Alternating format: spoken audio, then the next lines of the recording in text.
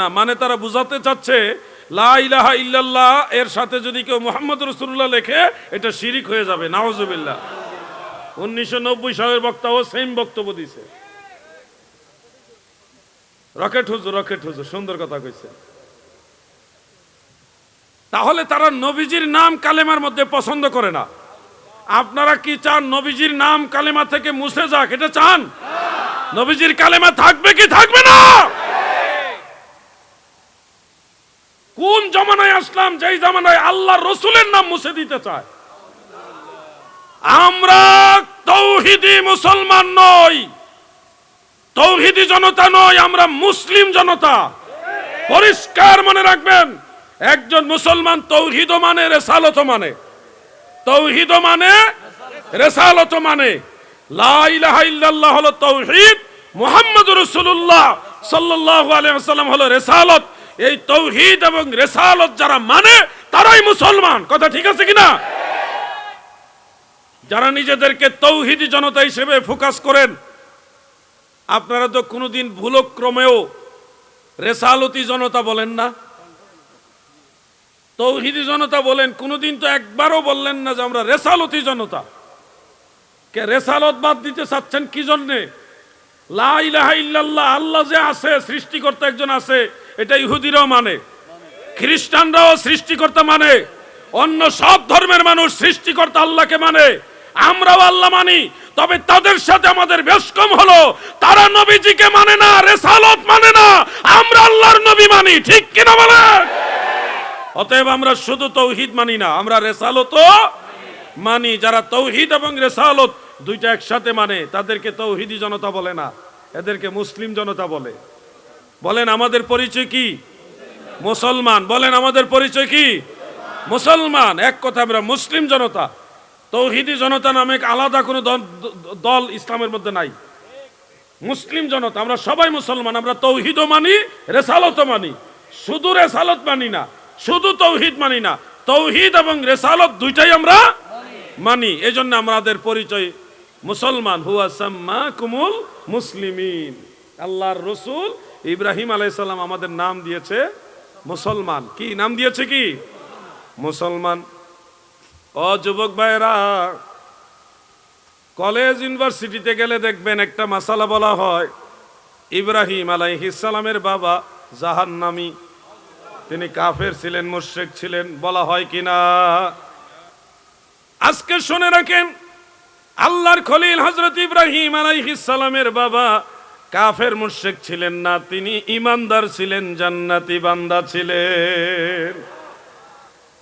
বলবেন হুজুর কোরআন শরীফের মধ্যে আছে ওয়াইজ ক্বালা ইব্রাহিমু লিআবিহি আযার, যখন ইব্রাহিম তার বাবা আযরকে বললেন, এখানে লিআবিহি শব্দ দিয়ে আযরকে বাবা বুঝাইছে।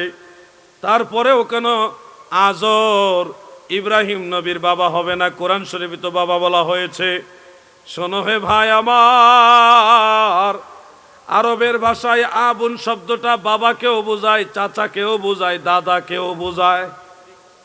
যে হুজুর এটার প্রমাণ কি? এটার প্রমাণ হলো কোরআন। সেখানে দেখো আল্লাহর নবী হযরতে ইয়াকুব আলাইহিস সালাম যখন ইন্তেকাল হবেন, পর্দা নিবেন, তখন তিনার সন্তানদেরকে জড়ো করে জিজ্ঞাসা করেছিলেন, কোরআন শরীফ উল্লেখ, তোমরা আমার পরে কার ইবাদত করবা? সন্তানেরা বলেছেন, ক্বালু না'বুদু ইলাহাকা ওয়া ইলাহা আবাইকা ওয়া ইলাহা আবাইকা ইব্রাহিমা ওয়া ইসমাঈলা ওয়া ইসহাকা। না'বুদু, আমরা ইবাদত করব, ইলাহাকা, আপনার ইলাহির, আমরা ইবাদত করব আপনার বাবাদের ইলাহির। বাবা কারা? ইব্রাহিম, ইসমাঈল, ইসহাক। আবাইকা, আপনার বাবা যারা, তাদের ইলাহির ইবাদত করব। ইব্রাহিম, হযরত ইসমাঈল, হযরত ইসহাক, তিনাদের ইলাহির ইবাদত করব। এখানে আল্লাহ তাআলা ইব্রাহিম নবী, ইসহাক নবী, ইসমাঈল নবী, তিনজন নবীকে আবুন শব্দ দ্বারা পরিচয় করাইছে। খেয়াল করবেন, হযরত ইয়াকুব আলাইহিস সালামের বাবার নাম হলো ইসহাক আলাইহিস সালাম। ইয়াকুব আলাইহিস সালামের চাচা, বড় চাচা, বাবার বড় ভাই, জ্যাঠা আর কি, চাচার নাম হলো হযরত ইসমাঈল আলাইহিস সালাম। হযরত ইয়াকুব আলাইহিস সালামের দাদার নাম হলো হযরত ইব্রাহিম আলাইহিস সালাম। তাহলে জন্মদাতা বাবা, চাচা, দাদা, তিনজনকে আল্লাহ তাআলা আবুন শব্দ দ্বারা পরিচয় করালেন। ওয়া ইলাহা আবাইকা ইব্রাহিম ওয়া ইসমাঈল ওয়া ইসহাক। কোরআন থেকে আমি আপনাদের প্রমাণ করে দিলাম যে আবুন শব্দ দ্বারা বাবাও বুঝায়, চাচাও বুঝায়, দাদাও বুঝায়। কথা ক্লিয়ার হয়েছে?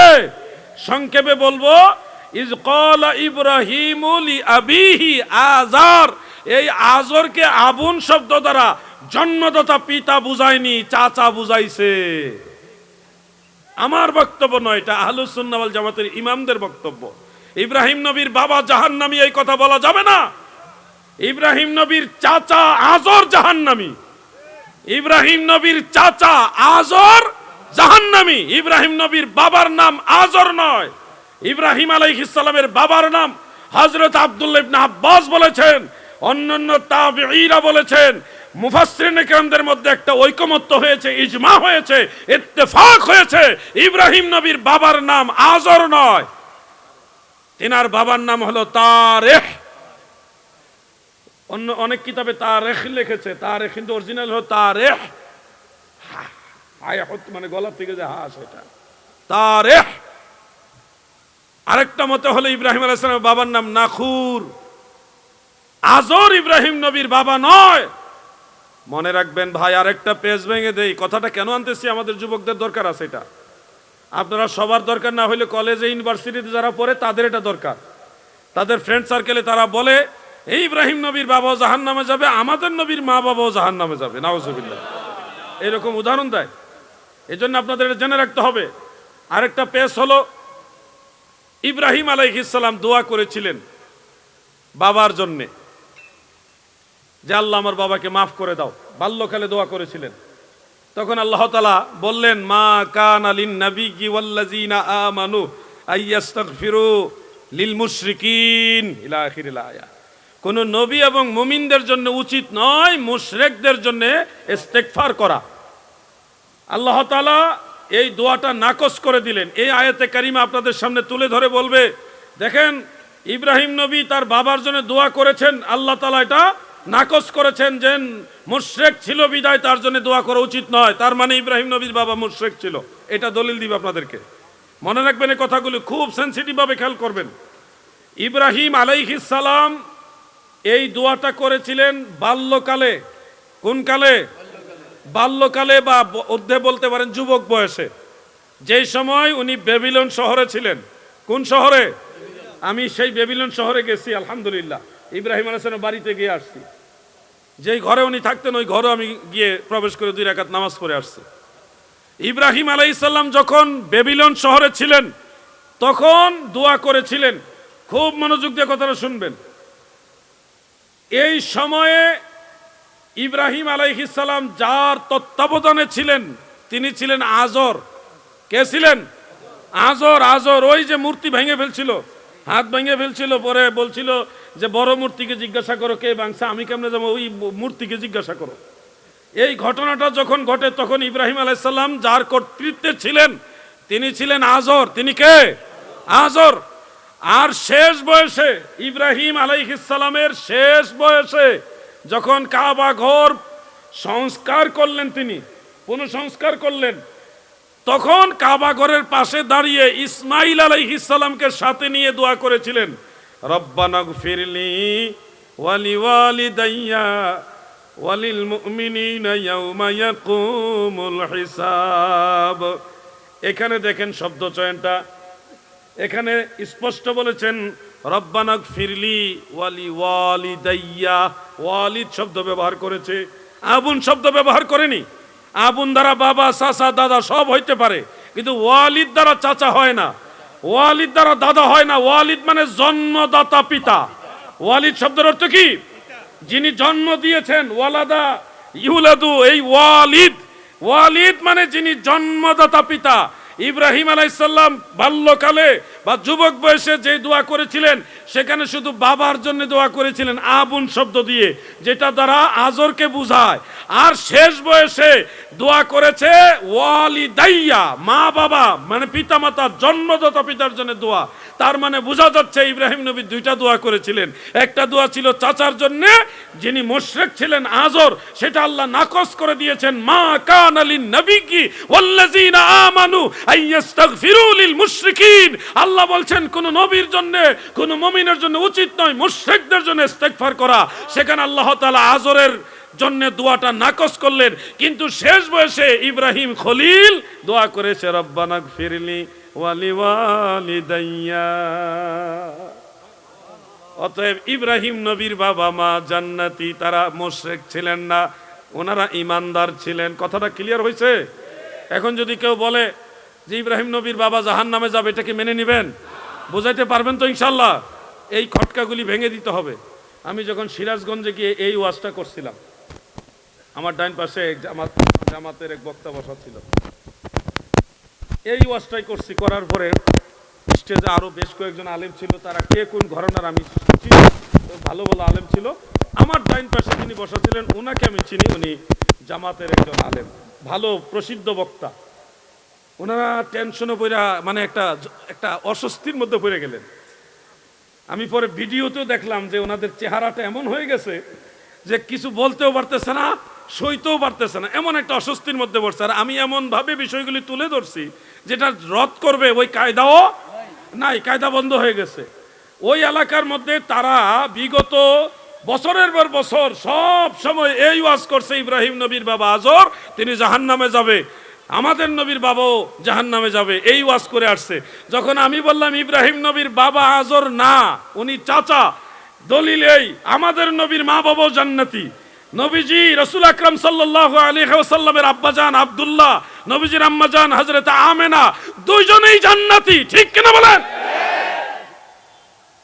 জানতে হবে আমার এই যুবক ভাইরা, আপনারা মনে রাখবেন, রাজশাহী চাঁপাইনবাবগঞ্জের একজন বক্তা আছে, শুদ্ধ বাংলা বলতে পারে না, শুনুন শুনুন বলে। সে মানুষদেরকে বোঝায় আমার নবীজির বাবা নাকি জাহান্নামে যাবে এবং দলিলও দেয়। এই দলিল শুনে আপনারা হঠাৎ করে চমকায় যাবেন। দলিলটা সহিহ মুসলিমের মধ্যে আছে। একজন সাহাবী হযরত আনাস ইবনে মালিক রাদিয়াল্লাহু আনহু বর্ণনা করেন, একজন সাহাবী নবীজির কাছে এসে বললেন, ইয়া রাসূলুল্লাহি আইনা আবি, নবী গো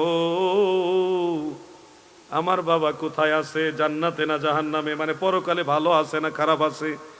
দয়াল নবীজি বললেন, ফাকালা ফিন্নার, তোমার বাবা জাহান্নামে আছে, মানে সিজ্জিনের মধ্যে আছে। তখন তিনি মন খারাপ করে চলে যাচ্ছেন। মুসলিম শরীফের আবারটা এরকম, প্রিয় নবীজি তাকে ডেকে আবার বললেন, ইন্না আবি ওয়া আবাকা ফিন্নার, তোমার বাবা এবং আমার বাবা দুইজনেই জাহান্নামে। এই হাদিস শরীফটা আছে, যুবকরা ভালো করে শুনেন। আপনাকে যখন সহিহ মুসলিম থেকে এই হাদিস শরীফ বলবে তখন তো আপনি মানতে বাধ্য সহিহ হাদিস। নবীর বাবা জাহান্নামে আল্লাহর নবী নিজে যদি বলে তখন আপনি কি বলবেন? কিছু বলার আছে আর এখানে? বলার নাই। এই জন্য আসমাউর রিজাল জানতে হবে, উলুমুল হাদিস জানতে হবে। উলুমুল হাদিস, উসুলে হাদিস, আসমাউর রিজাল যদি না জানেন তাহলে আপনি হাদিস পড়ার পরও বেজালে পড়ে যাবেন। বাংলা অনুবাদ পড়লেই সব জানা যায় না, এর পিছনে অনেক কিছু থাকে। অঙ্ক করতে হলে সূত্র জানা লাগে না? আওয়াজ নাই তো, আপনারা অঙ্ক করছেন জীবনে? জীবনে কোনোদিন অঙ্ক করছেননি না? অঙ্ক করতে হলে সূত্র লাগে না? এমনি কথা বলবেন।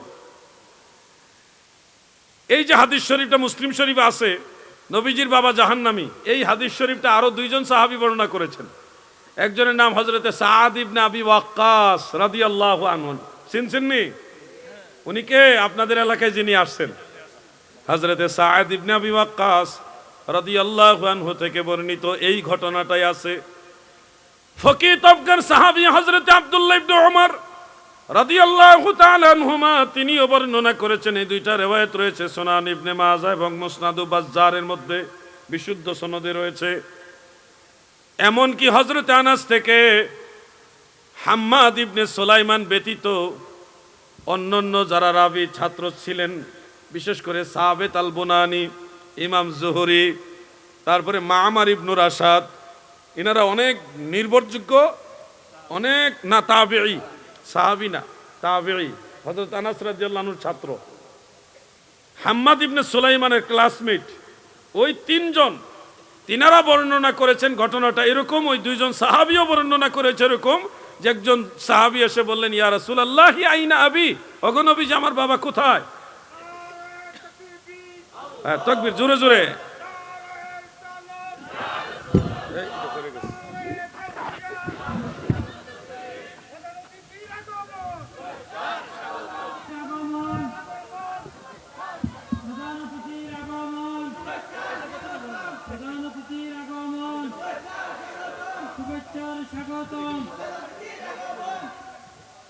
সম্মানিত উপস্থিতি, আপনারা দেখতে পাচ্ছেন ইতিমধ্যে আমাদের দ্বিতীয় দিবসে সুযোগ্য প্রধান অতিথি চট্টগ্রাম নেসারি আলিয়া কামিল মাদ্রাসার সাবেক সুযোগ্য অধ্যক্ষ, ইসলামী বাংলাদেশের সুযোগ্য মহাসচিব হযরতুল হাজ আল্লামা জয়নুল আবেদিন জিবর সাহেব হুজুর কাবলা আমাদের মধ্যে ইতিমধ্যে এসে উপস্থিত হয়েছেন। মাহফিল ইসলামিয়া হুজুরকে আন্তরিক শুভেচ্ছা ও অভিনন্দন জানাচ্ছি। সবাই বলি মারহাবা, আরো জোরে বলি মারহাবা। আমার দাদু ভাইয়েরা গো, আলোচনা আমার প্রায় শেষের দিকে, দিলের কান লাগায় শুনবেন। সাহাবী এসে বললেন, ইয়া রাসূলুল্লাহ আইনা আবি, নবী গো আমার বাবা কোথায় আছে? নবীজি বললেন, তোমার বাবা জাহান্নামে আছে। তার মনটা খারাপ হয়ে গেল, বাবা জাহান্নামে আছে কথাটা শুনে। যে কোনো সন্তানের মন খারাপ হবে, এটা স্বাভাবিক। দয়াল নবীজি তাকে পুনরায় ডেকে এনে বললেন, ইজা মারারতুম আলা কবরি মুশরিকিন ফাবাশশিরহুম বিন-নার আও ফাবাশশিরহু বিন-নার। তোমরা যখন কোনো কাফের অথবা মুশরিকের কবরের পাশ দিয়ে যাবে, তখন তাদেরকে তোমরা জাহান্নামের সুসংবাদ দিবে। এই কথাটা নবীজি বলছেন।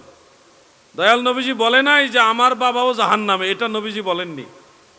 দয়াল নবীজি বলছে, ইজা মারারতুম আলা কুবুরিল মুশরিকিন আও কবরি কাফির ফাবাশশিরহু আও ফাবাশশিরহুম বিন-নার।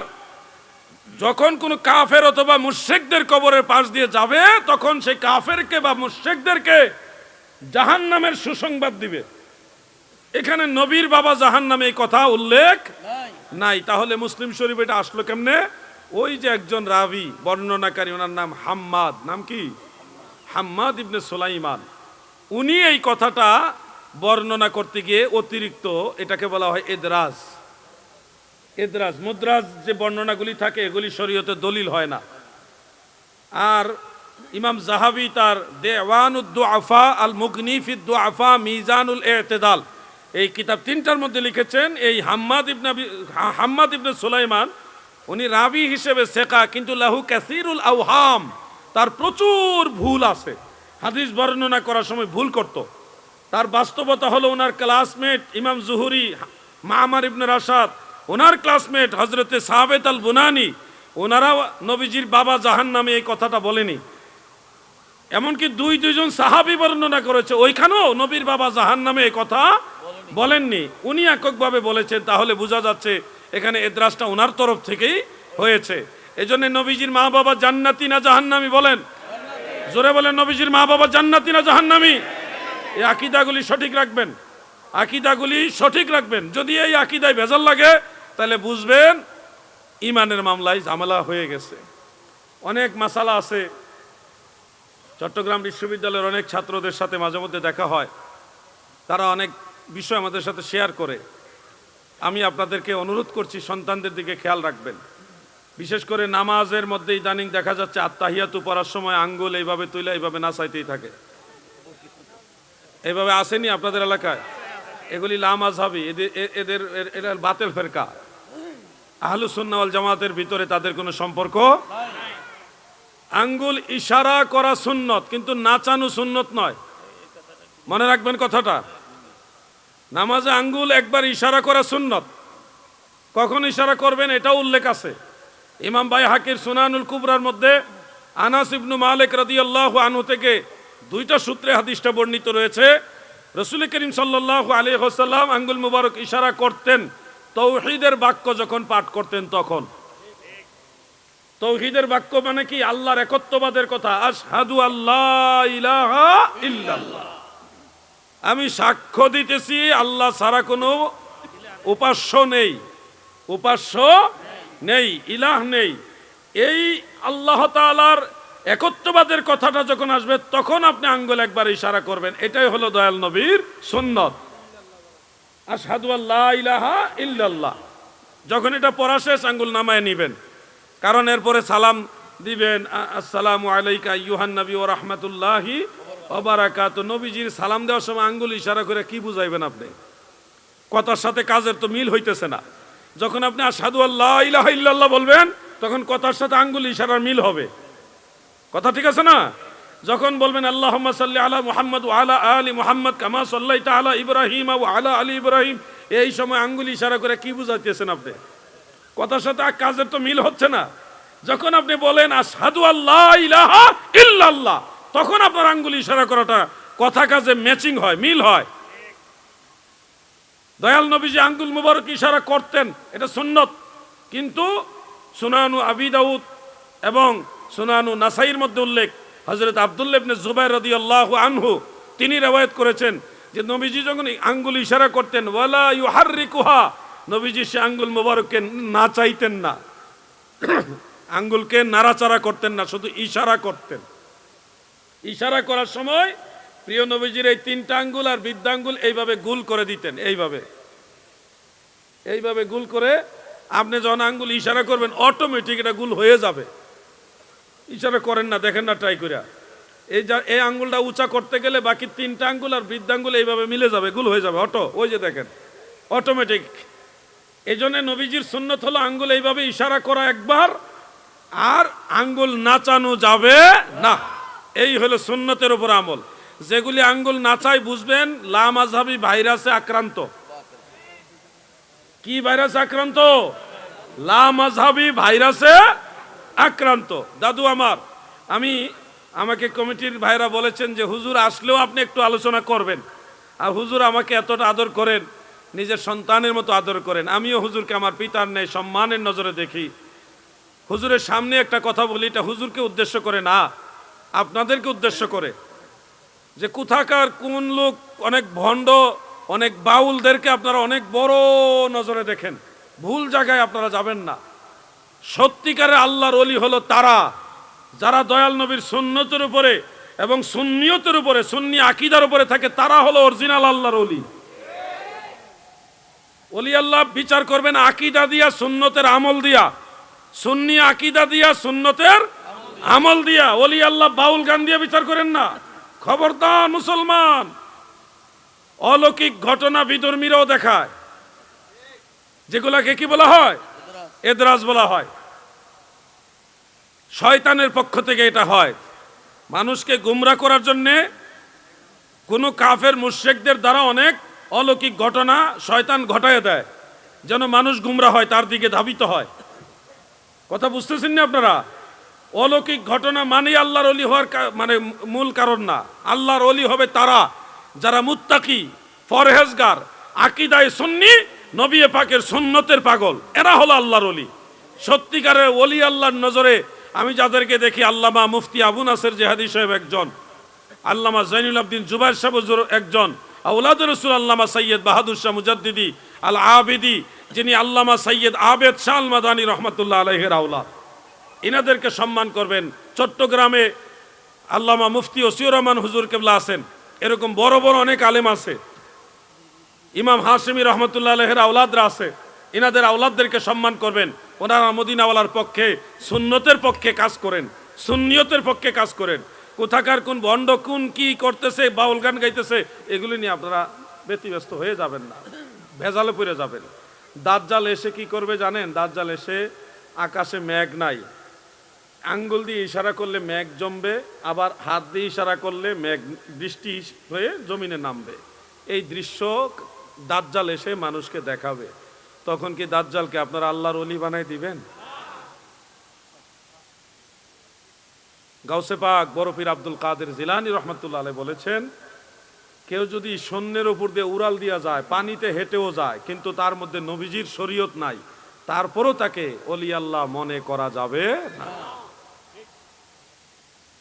আগামী জানুয়ারি মাসের মাঝামাঝি অথবা শেষের দিকে ইনশাল্লাহ আমরা গাউসে পাকের দরবারে যাইতেছি, দোয়া করবেন। আমাদের একটা কাফেলা হয়েছে ইরাকে, ইমাম হুসাইন রাদিয়াল্লাহুর দরবার, মাওলা আলীর দরবারে, কারবালার ময়দানে গাউসে পাক ইমাম আজম, সেখানে জিয়ারতে যাব, দোয়া করবেন। আমি আপনাদের সবার কাছে দোয়া চাইলাম। আমার একটা নীতি হলো, আমার পরবর্তী মেহমান মঞ্চে চলে আসলে আমি আলোচনা করি না, কমিটির চাপে বইরা কয়েক মিনিট কথা বলছি।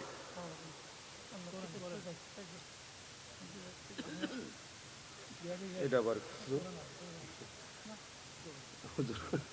আমার তো ভয় লাগে, এটা আদবের খেলাফ তো হুজুর। একটু জিকির করেন, ইসমে জাত আল্লাহ আল্লাহ আল্লাহ।